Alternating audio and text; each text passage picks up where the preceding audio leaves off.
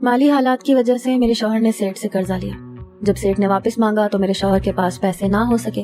میں جوان تھی اور میرا بیٹا چھوٹا۔ ایک دن سیٹ گنڈے لے کر ہمارے گھر آ گیا۔ میرا شوہر ڈر گیا اور بولا کہ میرے پاس اسے دینے کو کچھ بھی نہیں۔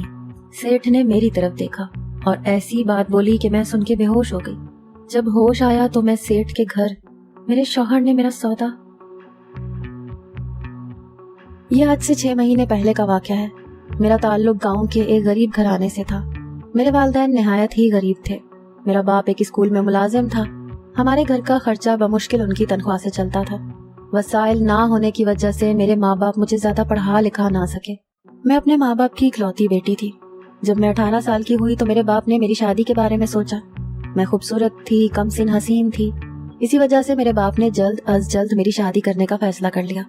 دوسرے گاؤں کے ایک لڑکے کے ساتھ میری شادی کر دی گئی۔ وہ لڑکا میرے باپ کا سگا بھتیجا تھا۔ ابھی میری شادی کو بمشکل 2 مہینے ہی گزرے تھے کہ اچانک سے میرے شوہر پر رشوت کا الزام لگایا گیا اور اسے نوکری سے نکال دیا گیا۔ ہمارے مالی وسائل اس قدر خراب ہو چکے تھے کہ دال روٹی گھر میں کھانے کے لالے پڑ گئے تھے۔ ایسی صورتحال میں میرے شوہر نے ایک سیٹ کے بارے میں سن رکھا تھا جو لوگوں کو ادھار پیسے دیتا تھا، لیکن وہ سیٹ اپنے اصولوں کا بے حد پکا تھا۔ جس مدت کے دوران وہ پیسے دیتا تھا، قرضدار کو اسی مدت کے اندر پیسے واپس لوٹانے ہوتے تھے۔ میرے شوہر نے بھی اس سیٹ سے رابطہ کیا اور اس سے پیسے لے لیے۔ ہمارے مالی وسائل کافی حد تک بہتر ہو چکے تھے۔ میرا شوہر دن رات نوکری کی تلاش میں مارا پھرتا، لیکن پھر بھی اسے کہیں بھی نوکری نہیں مل رہی تھی۔ رشوت خوری کے الزام کی وجہ سے اس کی ساکھ اس قدر خراب ہو چکی تھی کہ کوئی بھی سرکاری ادارہ اسے نوکری دینے کو تیار نہیں تھا۔ میرے شوہر نے BA پاس کیا ہوا تھا، اسی وجہ سے وہ ایک اچھی نوکری کر رہا تھا، لیکن اب نوکری کا کوئی ہیلا وسیلہ نہیں بن رہا تھا۔ ایسے میں میرے شوہر نے جو قرض لیا تھا وہ بھی محض 2-3 مہینوں کے اندر ہی ختم ہو چکا تھا۔ میرا شوہر پھر سے پریشان رہنے لگا، اسے نوکری نہیں مل رہی تھی۔ میرے شوہر نے دوبارہ اسی سیٹ سے رابطہ کیا۔ جو پہلے قرض اس نے لیا تھا اس کی مدت 1 سال کی تھی، ابھی محض 2 مہینے ہی گزرے تھے۔ اس وجہ سے اس سیٹ نے بھی رقم کا مطالبہ نہ کیا، لیکن جب میرے شوہر نے دوبارہ قرض کا کہا تو سیٹ نے اسے دوبارہ قرض دے دیا اور اس قرض کی مدت بھی اسی 1 سال کے اندر ڈال دی گئی، یعنی اب دونوں قرضوں کو اسے 1 ہی سال کے اندر واپس کرنا تھا۔ قرض کی رقم کی وجہ سے فی الحال ہمارا گھر تو چلنے لگا تھا، بمشکل ہی صحیح لیکن گزر بسر ہو رہا تھا۔ اس مرتبہ میرے شوہر نے 2 لاکھ کا قرض لیا تھا اور اسی وجہ سے ہم نے بہت احتیاط سے اس 2 لاکھ کو استعمال کیا اور تقریباً 5 مہینے تک ہم لوگوں نے اسی 2 لاکھ کے ذریعے گزارا کیا۔ لیکن ٹھیک 5 مہینے بعد وہ 2 لاکھ ختم ہو چکا تھا۔ میرے شوہر کو اب تک نوکری نہیں ملی تھی، جبکہ اب تو قرض لینے کے لیے بھی کچھ نہیں بچا تھا، کیونکہ وہ سیٹ بھی محض 2 مرتبہ ہی قرض دیا کرتا تھا۔ اب میرا شوہر حقیقتاً بہت پریشان رہنے لگا۔ اس نے سرکاری نوکری کے بجائے ایک چھوٹی موٹی دکان پر کام کرنا شروع کر دیا تاکہ کم از کم گھر کا تھوڑا بہت ہی صحیح لیکن خرچ تو چل سکے۔ دیکھتے ہی دیکھتے 1 سال گزر چکا تھا۔ میرا شوہر چھوٹی موٹی نوکریاں کرتا اور بمشکل ہی مجھے 2 وقت کی روٹی کھلا پاتا تھا۔ اسی دوران میرا ایک بیٹا ہوا اور اب گھر کے اخراجات زیادہ بڑھ چکے تھے، کیونکہ پہلے ہم 2 میاں بیوی تھے، لیکن اب ایک اور چھوٹی سی جان بھی آ چکی تھی۔ میرا شوہر بیٹے کی وجہ سے دن رات محنت کرنے لگا۔ اس سب کے دوران وہ سیٹ کے بارے میں تو بالکل ہی بھول چکا تھا۔ ایک دن اچانک سے سیٹ ہمارے گھر آن دھمکا۔ غیر مرد کو اپنے گھر پر دیکھ کر میں ایک دم پریشان ہو چکی تھی۔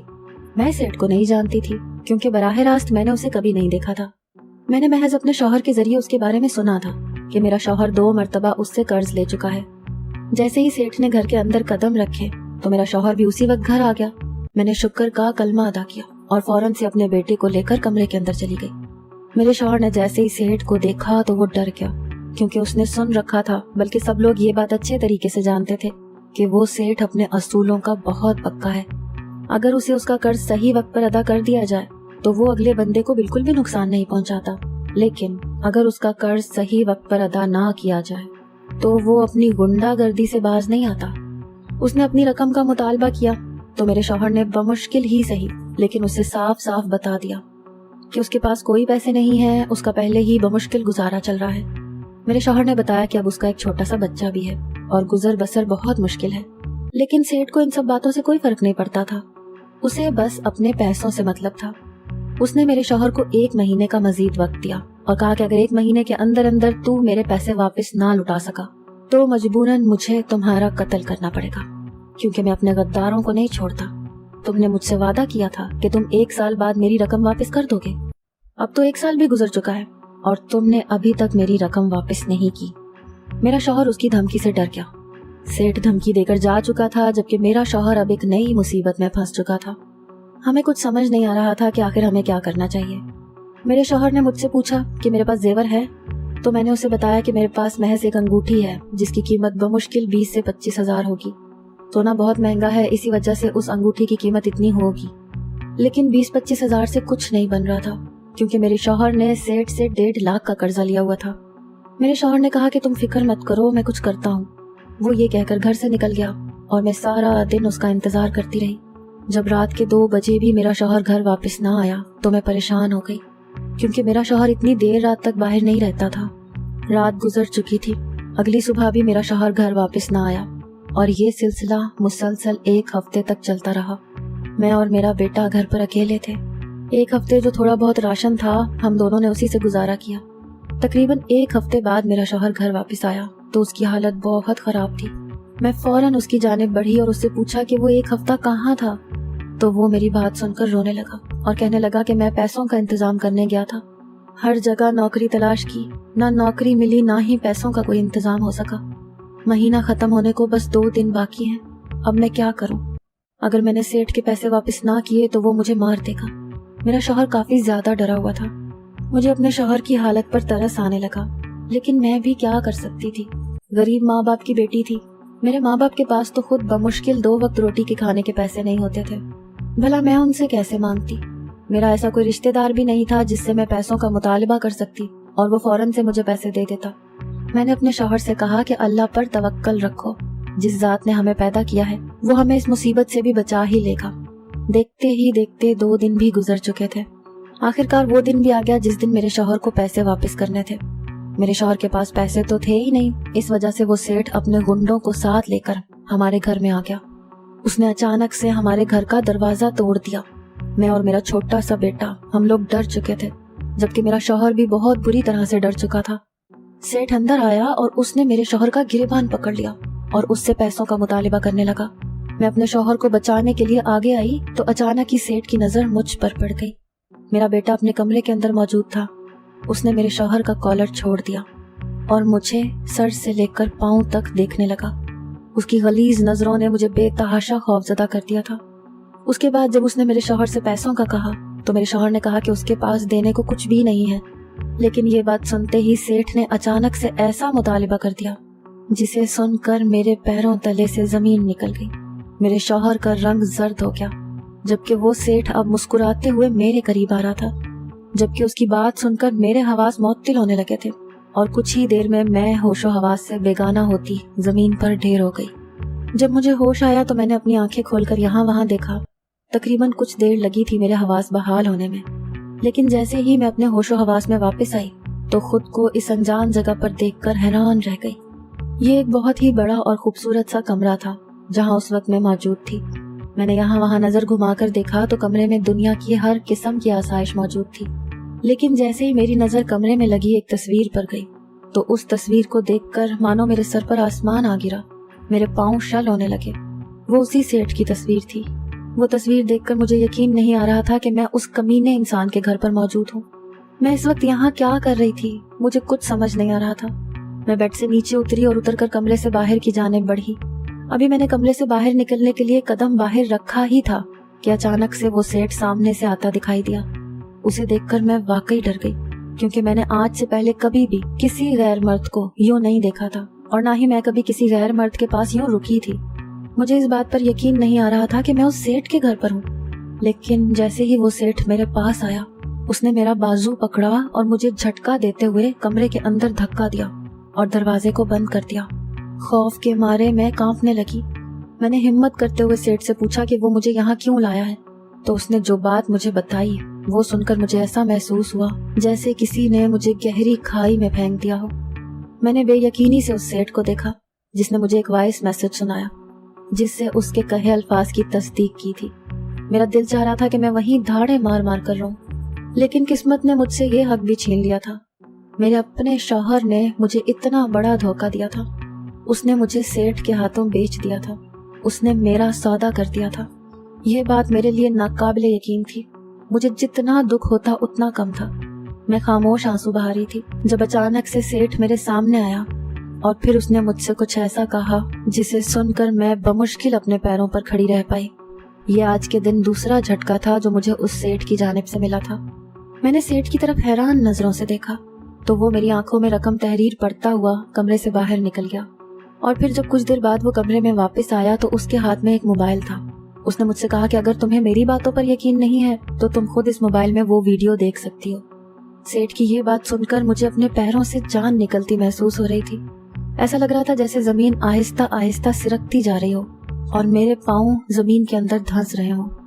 मुझे अभी तक सेठ की बात पर यकीन नहीं आ रहा था, लेकिन जैसे ही मैंने मोबाइल फोन में उस वीडियो को देखा तो वो वीडियो देखते ही हकीकतन सातों आसमान मेरे सर पर टूट पड़े। मुझे ऐसे लग रहा था जैसे अब मैं दोबारा कभी कुछ नहीं देख पाऊंगी। मुझे अपनी आंखों की रोशनी खत्म होती महसूस हो रही थी। आंखों के सामने एकदम ही अंधेरा सा छाने लगा और उसके बाद मैं अपने हवास बहाल ना रख पाई। जब दोबारा मुझे होश आया तो मैंने खुद को अपने घर में पाया। मैं हैरान हो गई कि भला मैं अपने घर में कैसे पहुंच गई। लेकिन जैसे ही मेरी याददाश्त में उस वीडियो के मनाजिर उभरे, एकदम से मुझे अपना सांस घुटता हुआ महसूस हुआ। मैं फौरन से चारपाई से नीचे उतर आई और कमरे से बाहर की जानिब भाग गई। मेरा शौहर बाहर ही सर पकड़े बैठा था। मैं अपने शौहर के सर पर जाकर खड़ी हुई। मुझे देखकर भी उसने अपना सर नहीं उठाया, क्योंकि शायद नहीं, यकीनन वो जान चुका था कि मैं उसका राज जान चुकी हूँ। मुझे अपने शौहर से ऐसी उम्मीद हरगिज ना थी। मैंने अपने शौहर से पूछा कि उसने मेरे साथ ऐसा क्यों किया, तो वो मुझे देखकर रोने लगा और कहने लगा कि उसने ये सब कुछ जानबूझकर नहीं किया था, बल्कि उससे ये सब कुछ जबरदस्ती करवाया गया था। उसकी बात सुनकर मैं हैरान हो गई कि भला ऐसा काम भी कोई किसी से जबरदस्ती कैसे करवा सकता है। मुझे अपने शौहर की बात पर यकीन नहीं आ रहा था। इसी वजह से मैंने उससे कहा कि मुझे इस बात का सबूत चाहिए कि कैसे तुमसे ऐसा काम कोई जबरदस्ती करवा सकता है। तो मेरे शौहर ने मुझे सारी बात बता दी। उस दिन जब वो सेठ हमारे घर आया था तो उसने मुझे देखकर कहा था कि वो अपनी बीवी को भेज दे और उसके बाद उसका तमाम कर्ज माफ कर दिया जाएगा। महज एक रात के बाद वो हर कर्ज से आजाद हो जाएगा। सेठ की ये बात मैं बर्दाश्त नहीं कर पाई, इसी वजह से मैं बेहोश हो गई थी। लेकिन जैसे ही मुझे होश आया तो मैंने खुद को सेठ के कमरे में पाया और सेठ ने मुझे बताया कि मेरे शौहर ने वाकई मुझे एक रात के लिए बेच दिया था। उसके एवज उसने अपना कर्ज माफ करवा लिया था।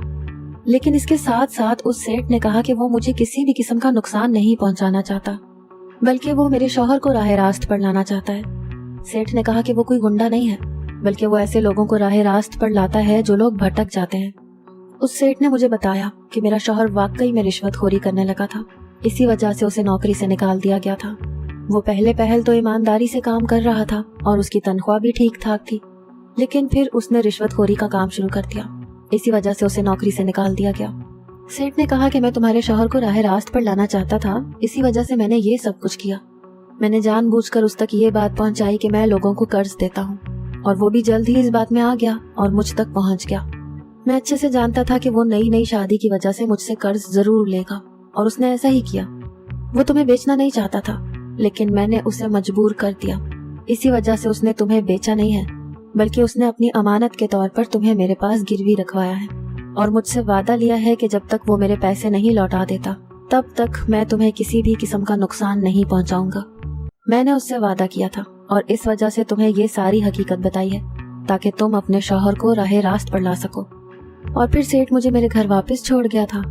मैंने अपने शौहर से पूछा कि तुमने रिश्वतखोरी का काम क्यों शुरू किया, तो उसने कहा कि वो ये काम नहीं करना चाहता था, लेकिन जो लोग उसे रिश्वतखोरी पर मजबूर कर रहे थे उन्होंने धमकी दी थी कि अगर मैंने उन लोगों का काम ना किया तो वो लोग मुझे मार देंगे और तुम्हें और मेरी बीवी को भी नुकसान पहुंचाएंगे। मेरी नई शादी हुई थी, इसी वजह से मैं बहुत ज्यादा डर गया था। मैं तुम्हें किसी भी किस्म का नुकसान पहुंचते नहीं देख सकता था, इसी वजह से मैंने उनकी बात मान ली। मुझे नहीं पता था कि वो लोग अपने मकसद के लिए मेरा इस्तेमाल कर रहे हैं। जैसे ही उनका काम खत्म हुआ उन्होंने मुझे नौकरी से निकलवा दिया। अपने शौहर की बात सुनकर मुझे बहुत अफसोस हुआ था। आज भी दुनिया में ऐसे लोग मौजूद हैं जो अपने मकसद के लिए दूसरों का इस्तेमाल करते हैं। मेरे शौहर ने सारी सच्चाई सेठ को बता दी थी और फिर सेठ ने अपनी पावर का इस्तेमाल करते हुए उन तमाम करप्ट लोगों को पुलिस के हवाले करवा दिया था और मेरे शौहर को वापस से नौकरी मिल गई थी। और हम दोनों उस सेठ के शुक्रगुजार हुए, क्योंकि अब हम दोनों एक बहुत अच्छी जिंदगी गुजार रहे थे। मेरे शौहर की तनख्वाह बहुत अच्छी थी और हमारा मुस्तकबिल संवर चुका था।